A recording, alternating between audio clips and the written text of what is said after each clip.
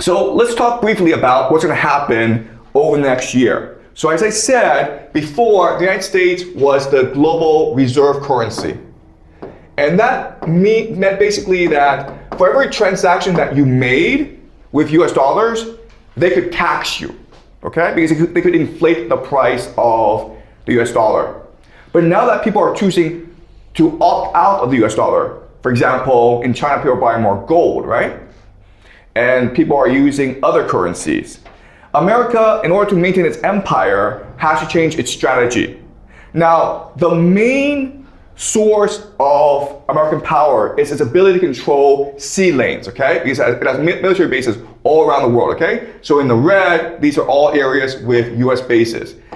And before, it used these US bases in order to maintain global trade. But with nations choosing to opt out of your system, now your strategy is to blockade them, right? Create a naval blockade, starve them of resources, which forces them to come beg to you for trade access, okay? So we've gone from a strategy where America guaranteed global trade to America basically being a mafia state, being pirates, and allowing you to use sea lanes and giving you trade access. Okay, does that make sense? And believe it or not, but America does not actually need to do that much work in order to control trade around the world. It just needs to control certain trade or certain choke points, okay? So the Panama Canal is one choke point, and that's why about a third of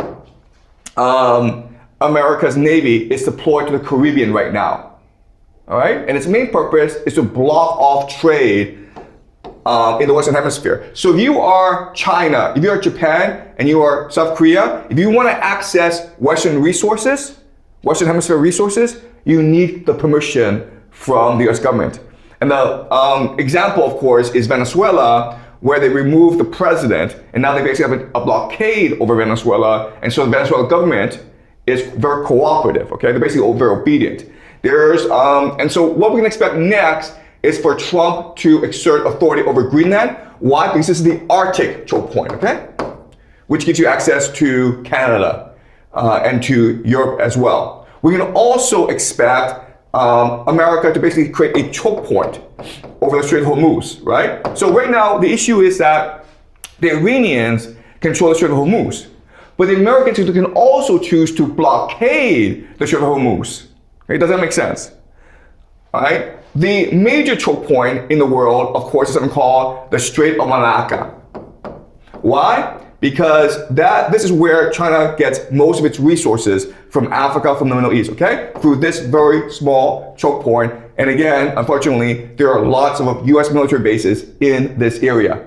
So as long as America is able to maintain these three major choke points, the Panama Canal, the Middle East, and the Strait of Malacca, and also, Greenland as well, then America can control naval access, okay? Trade access, maritime navigation. It can control all these things.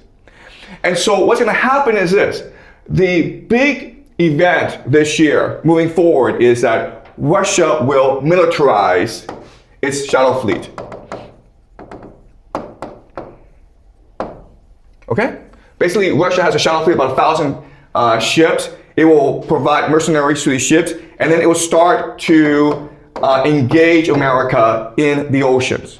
The point is not to defeat the American Navy. You can't do that, okay? The point is to create a war of attrition, where you know that the Americans will have problems rebuilding these ships. And these ships are pretty old as well. And the sailors on them are pretty tired. So you just force them into conflict, and then this naval capacity of the United States will degrade over time, okay? So this is something to look out for over the next year or 2 years. This conflict in the seas that will arise between Russia and the United States, okay? And then you ask yourself, okay, well, how about China? Because China is actually the main beneficiary of oceanic trade.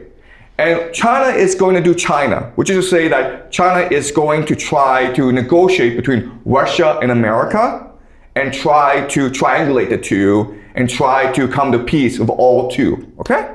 And that often means paying both off, paying both the Russians and paying the Americans off. And that's what happened in May when Trump visits China, right? Okay, we'll talk more about that later on.